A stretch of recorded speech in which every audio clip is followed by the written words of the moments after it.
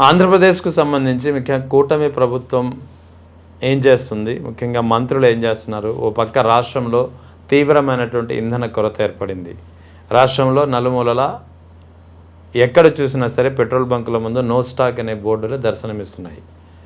So ఈ నేపథ్యంలో రాష్ట్రంలో ఏం జరుగుతుంది, ప్రభుత్వం ఏం చేస్తుంది అన్ని వివరాలపై మనతో మాట్లాడేందుకు జాయిన్ అవుతున్నారు శ్రీకాళహస్తి నుంచి వైఎస్ఆర్ కాంగ్రెస్ పార్టీ నాయకులు మధుసూదన్ రెడ్డి గారు. నమస్తే సార్. నమస్తే. బాగున్నారా? బాగున్నాను సార్. సరే అండి సార్, రాష్ట్రంలో ఎక్కడ చూసినా సరే ఇంధన కొరత తీవ్రంగా ఉంది. పెట్రోల్ డీజిల్ అనేది దొరకని పరిస్థితి. నో స్టాక్ బోర్డులు కనిపిస్తున్న ఏపీలో ఏ మూలలో చూసినా సరే. ఏంటి దీనికి కారణం ఏంటంటారు? ప్రభుత్వ పాత్ర ఎంతవరకు ఉంది సార్? ఇప్పుడు ఇంధన కొరత ఉండదంటే ఖచ్చితంగా ప్రభుత్వం ఏకైనా బాధ్యత వహించాల్సిందే. ఇది ప్రభుత్వం ఫెయిల్యూరే. ఎందుకంటే మీరు పక్క రాష్ట్రాలు చూసారంటే అటు తెలంగాణకు పోయినా కానీ, ఇటు తమిళనాడుకు పోయినా కానీ, మహారాష్ట్ర, అదేవిధంగా కేరళ, ఈ రాష్ట్రాలు అన్నింటిలో కూడా చూసారంటే ఎక్కడ కూడా కానీ ఇంధన కొరత ఉన్నట్టుగా కానీ ఈ బారులు దీని వాహనాలు కానీ ఎక్కడ కనిపించట్లేదు. అంటే ఆంధ్రప్రదేశ్లో మాత్రమే ఇటువంటి కొరత ఎందుకు వచ్చింది అనుకుంటున్నారు మీరు? అంటే ఇది ప్రభుత్వం యొక్క ఫెయిల్యూర్ కాదా? ఇప్పుడు కేంద్ర ప్రభుత్వంలో భాగస్వామి ఉంటూ, కేంద్ర ప్రభుత్వంలో అధికారంలో ఉంటూ, ఇలా మంత్రులు కూడా తెలుగుదేశంకి సంబంధించినటువంటి ఎంపీలు కూడా అధికారంలో ఉన్నారు, మంత్రులుగా ఉన్నారు. ఇటువంటి పరిస్థితుల్లో కూడా మీరు కేంద్ర ప్రభుత్వం నుంచి మీరు రాష్ట్ర ప్రయోజనాలు మీరు అడగకుండా ఉంటే అసలు దీంట్లో ఆంతర్యం ఏంటి అనేది అర్థం కావట్లే. అంటే మీ స్వప్రయోజనాలు మాత్రం అడుగుతున్నారు. రాష్ట్ర ప్రయోజనాలు, రాష్ట్ర ప్రజలకు ఉపయోగపడే ప్రయోజనాలని, ఏ విధమైనటువంటి ప్రయోజనాలు కూడా అడగేటువంటి పరిస్థితి ఈరోజు ఈ యొక్క రాష్ట్ర ప్రభుత్వంలో లేదు.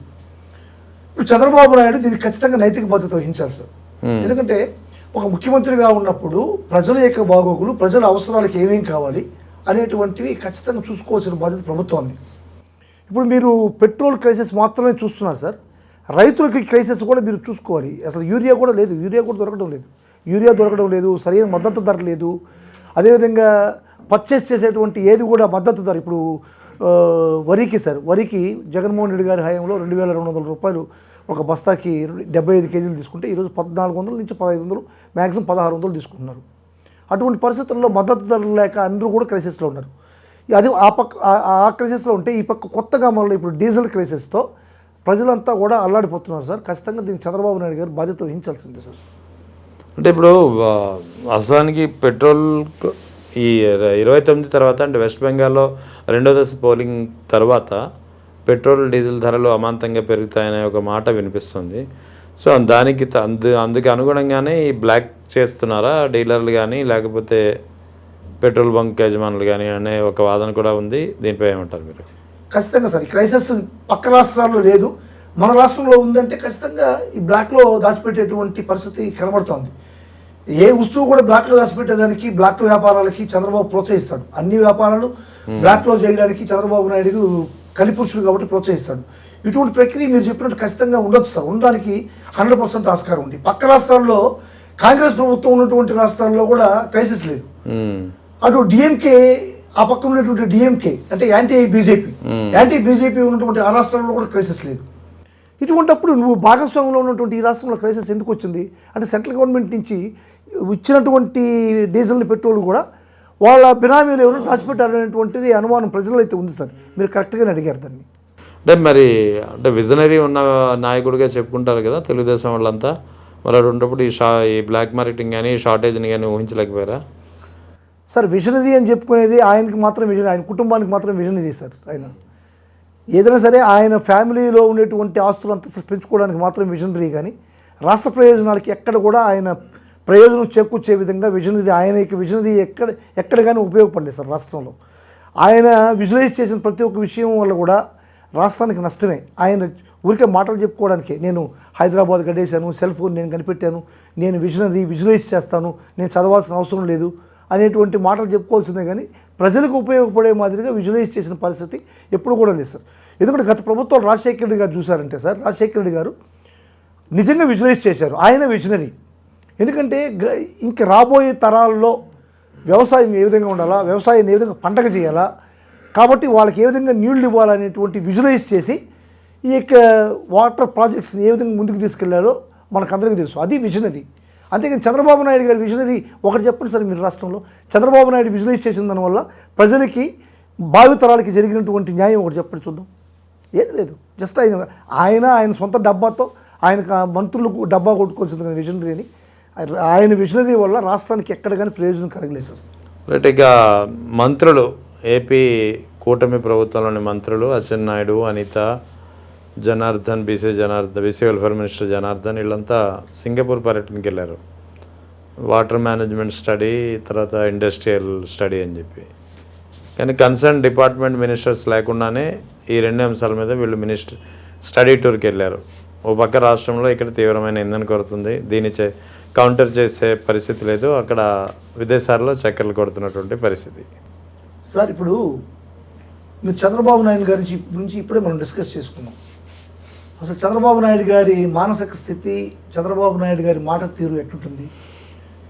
నేను విజనరీ, నేను చదవను, విజువలైజ్ చేస్తాను, ఈ ప్రపంచానికి పాఠాలు చెప్పింది నేనే, సెల్ ఫోన్ కనిపెట్టింది నేనే, అదేవిధంగా కరోనాకి వ్యాక్సిన్ కనిపెట్టింది నేనే, సత్యనారాయణని పంపించింది నేనే, ఇన్ఫోసిస్ని తయారు చేసే సాఫ్ట్వేర్ని కనిపెట్టింది నేనే, హైదరాబాద్ కట్టింది నేనే. ఇవన్నీ కూడా చంద్రబాబు నాయుడు యొక్క భ్రమలు. ఇంత విజువలైజ్ ఉన్నటువంటి ముఖ్యమంత్రితో ఉన్నటువంటి మంత్రులు సింగపూర్కి ఇక్కడ ముఖ్యమంత్రి దగ్గర నేర్చుకోకుండా, చంద్రబాబు నాయుడు దగ్గర నేర్చుకోకుండా అక్కడ ఎవరి దగ్గర ఏమి నేర్చుకోవాలని పోయారు సార్ పాఠాలు? నిజంగా అసలు వీళ్ళు నేర్చుకోవడానికి పోయారా లేకుంటే అమ్యూజ్మెంట్ క్రియేషన్గా ఎంజాయ్ చేయడానికి పోయారో నాకైతే అర్థం కావట్లేదు సార్. నేను ఒకటి స్పష్టంగా చెప్పగలను సార్, అసలు సింగపూర్ అనేటువంటిది వ్యవసాయ ఆధారిత ప్రాంతం కానే కాదు. అక్కడ కనీసం 1 కేజీ వంకాయలు కానీ 1 కేజీ బెండకాయలు కానీ పండించేటువంటి పరిస్థితి లేదు. జీరో వ్యవసాయం అనేటువంటి పెద్ద సున్నా. అటువంటి వ్యవసాయం సున్నా, అసలు వ్యవసాయమే లేనటువంటి రాష్ట్రానికి ఒక వ్యవసాయ శాఖ మంత్రి పోయి ఆడేం చేస్తాడు? ఫస్ట్ అది చూసుకోవాలి.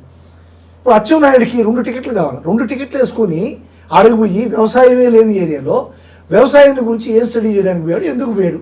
పంపించిన చంద్రబాబు ఎంత మూర్ఖుడు, పోయిన ఆ మంత్రి అచ్చెన్నాయుడు ఎంత మూర్ఖుడు.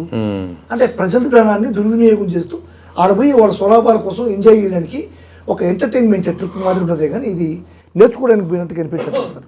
ఇంకొక విషయం సార్, ఇండస్ట్రియల్ మేనేజ్మెంటు, ఇండస్ట్రియల్ని మనం అక్కడి నుంచి ఆహ్వానించడానికి అనేటువంటి ఒక యాంగిల్లో చెప్తున్నారు. ఇండస్ట్రియల్ని ప్రోత్సహించడానికి పోయేటప్పుడు ఏమంత్రి ఉండాలి సార్? అది ఇండస్ట్రియల్ మినిస్టర్ ఉండాలి. లేకుంటే దానికి సంబంధించినటువంటి ఇండస్ట్రియల్ డిపార్ట్మెంట్కి సంబంధించినటువంటి సెక్రటరీనో ఎవరో ఒకరు అధికారి ఉండాలి. ఉన్నాడా? లేడు. సరే, పర్యావరణం అన్నారు, పర్యావరణానికి సంబంధించినటువంటి మంత్రి ఎక్కడున్నాడా? అది లేదు. వాటర్ మేనేజ్మెంట్ అన్నారు, వాటర్ మేనేజ్మెంట్కి సంబంధించినటువంటి మంత్రి ఎక్కడున్నారా? మరి లేరు. వీళ్ళకి సంబంధించినటువంటి ఏ మంత్రులు లేకుండా అక్కడికి పోయినటువంటి మంత్రుల యొక్క వీళ్ళు ఏదైతే జీవో రిలీజ్ చేశారు సార్ గవర్నమెంట్, వీళ్ళు పోయేటప్పుడు ప్రభుత్వం ఏదైతే జీవో రిలీజ్ చేసిందో ఆ జీవోలో ఉన్నటువంటి ఏ శాఖకి సంబంధం లేని మంత్రులు, ఏ శాఖకి సంబంధం లేనటువంటి అధికారులు పోయారు. ఒక ఫారెస్ట్ దీనికి సంబంధించినటువంటి ఒక అధికారి పోయాడు. ఆ అధికారికి ఇక్కడ ఉన్నటువంటి జీవోకి సంబంధం ఏంటి? ఎవరో జూనియర్ అధికారులు ఒక 3 పోయారు, మొత్తం 9 మంది వెళ్ళారు. వాళ్ళకి ఈ జీవో రిలీజ్ చేసిన దానికి అసలు సంబంధం ఏందో అర్థం కాదు. వాళ్ళు అసలు ఎందుకు పోయారనేది ఉంటుంది అర్థం కాదు. అసలు హోమ్ మినిస్టర్ కాడ ఏం పని? ఇక్కడ ఎంత ఘోర నీచంగా ఉన్నారు సార్.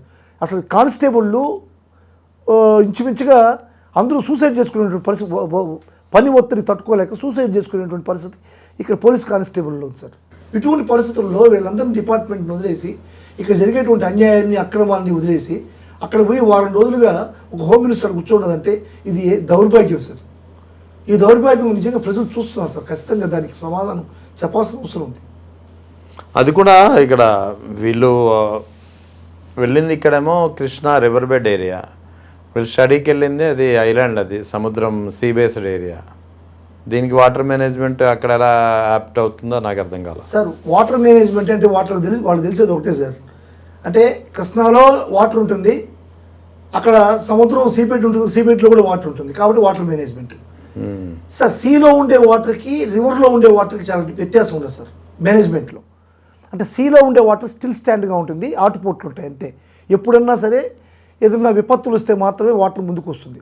కానీ ఇక్కడ అట్ట కాదు సార్. ప్రతి వరద వచ్చినప్పుడు కూడా ఫ్లో వాటర్ ఇది కృష్ణాలో ఉండేది ఫ్లో వాటర్. ఈ ఫ్లో వాటర్ని మేనేజ్ చేయడం కోసం సింగపూర్కి పోవడం అనేటువంటిది అసలు ఏంది? అసలు సింగపూర్కి ఈ వాటర్ మేనేజ్మెంట్కి పోయేటప్పుడు కన్సర్న్ మంత్రి లేకుండా ఏం పోతాడు? కానీ ఒకటైతే వాస్తవం సార్, విపత్తుల శాఖ ఆమె దగ్గరే ఉంది. విపత్తుల శాఖ ఆమె దగ్గర ఉంది కాబట్టి ఇక్కడ విపత్తుకి సంబంధించినటువంటి ఏరియా ఏదైతే ఈ యొక్క అమరావతి ఉన్నదో, అమరావతిలో జరిగే విపత్తుల గురించి, విపత్తుల్ని అరికట్టడానికి ఏమైనా నేర్చుకోవడానికి పోయిందో ఏమో తెలియలేదు సార్. నిజంగా వాళ్ళు పోయింది అవివేకం సార్, 100% అవివేకం. ప్రజా డబ్బుని, ప్రజాధనాన్ని ఇంచుమించుగా 3 కోట్ల రూపాయలు వాళ్ళు లూటీ చేసిన విధానమే కానీ ఇది ఎక్కడ రాష్ట్రానికి ఒరిగేటువంటి పరిస్థితే లేదు దానివల్ల.